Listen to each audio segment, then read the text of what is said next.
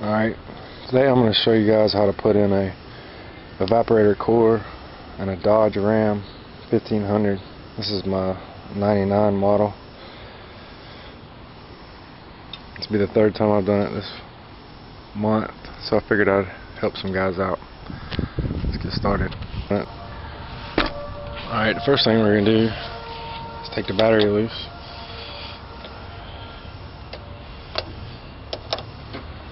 We've got airbags and we want it blowing up in our face while we're trying to remove the dash.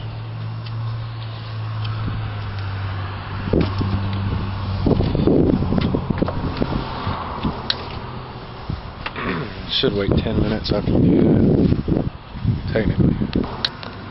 The next step is removing these side kick panels from both sides.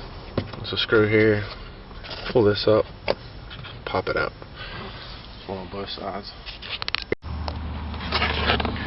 Once you get the kick plates off, you want to take this piece off. Screws on the bottom, right here, here, and here. Of course, I only have two of them.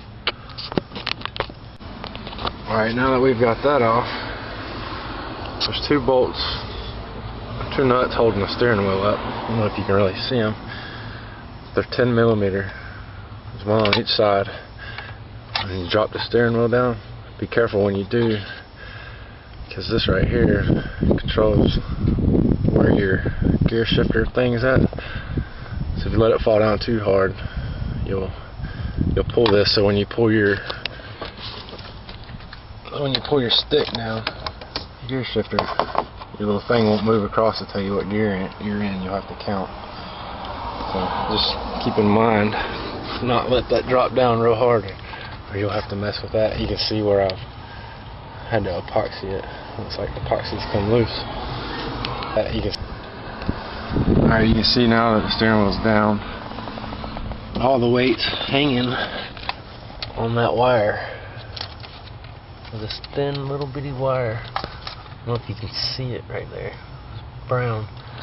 And that's what connects this to the little yellow thing here.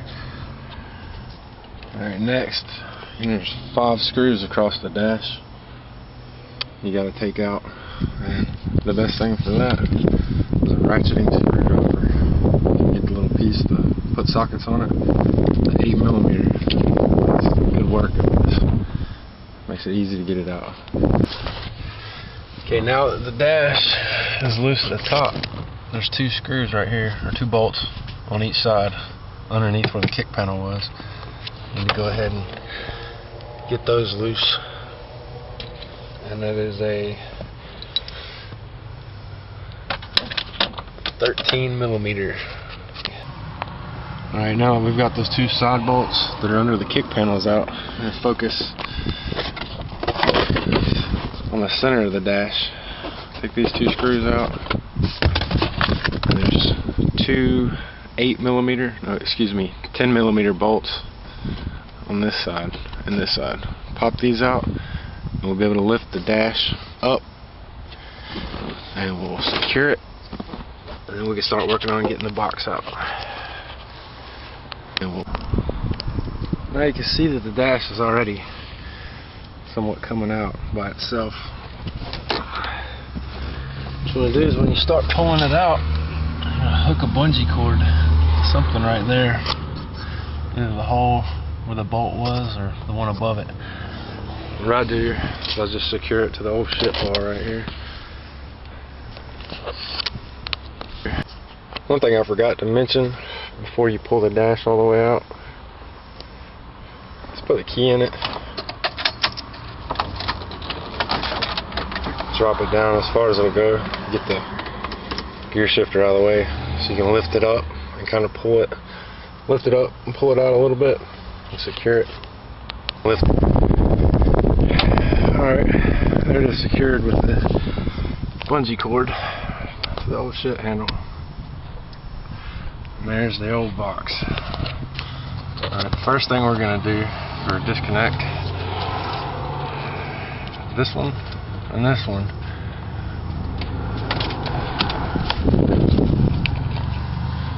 are easily done when you're not holding a camera. I'll get them in a second. I want to show you another one.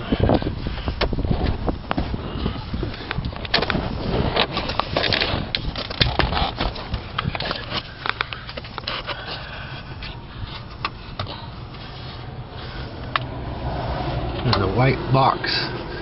These are your vacuums, or your vacuum control, where you switch it to floor, defrost, and everything. These need to come apart also before you can pull the box out. Don't forget to do that. Come apart. Alright, now we've got all the wires disconnected and the vacuum hoses. Let's see if you can see it. There's a bolt right there.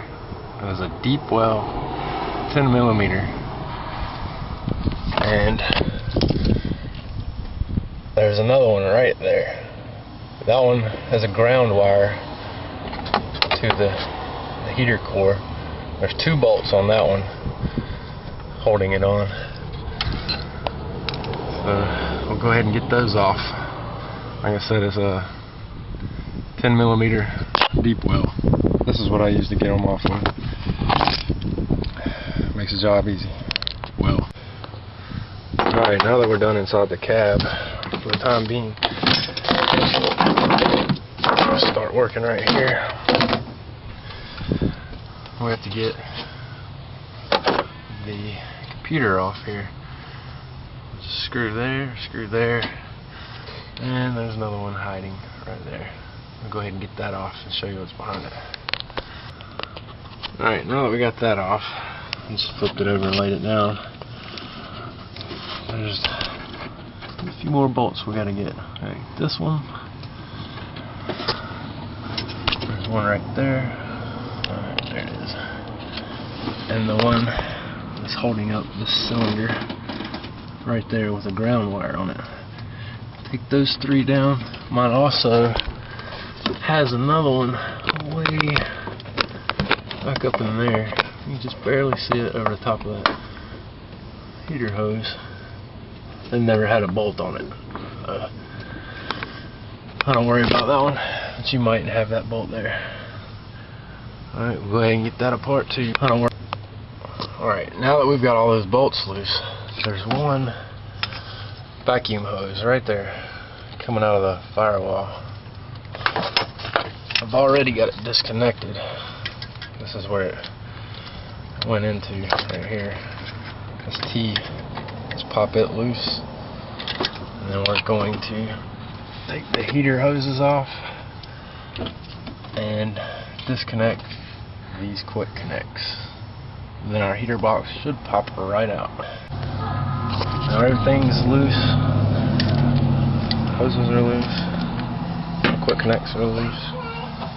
If you don't know, you can get these little quick connect disconnectors to get these off. You just snap these off and then slide the quick connect in there as far as you can, and then just give them a little tug and they'll pop loose.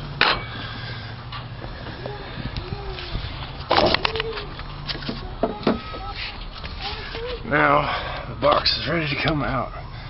So let me just give it a little tug.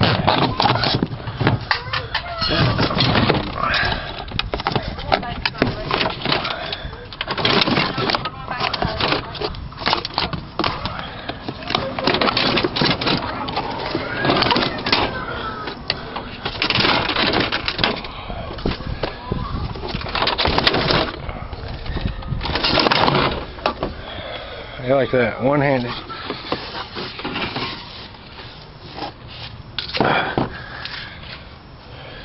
And this is the heater box. Alright, now we've got the box cracked open. About 20 screws. And this is the new one, and here's the old one. I put dye in this thing, but I can't find any on here. I've replaced the valves and everything, so this has to be the problem. And speaking of valves, if you're not sure, you might want to replace these valve cores once you have this off. pretty easy to turn it around and get in there. This is the side where you fill it. I think that is the low port, and this is the high port. You can get a kit for like $6, I think. You might need a little tool, but if you have a tire changing tool, there's a valve stem tool, you can get it out. Come with a couple of them in there. Nothing more than this.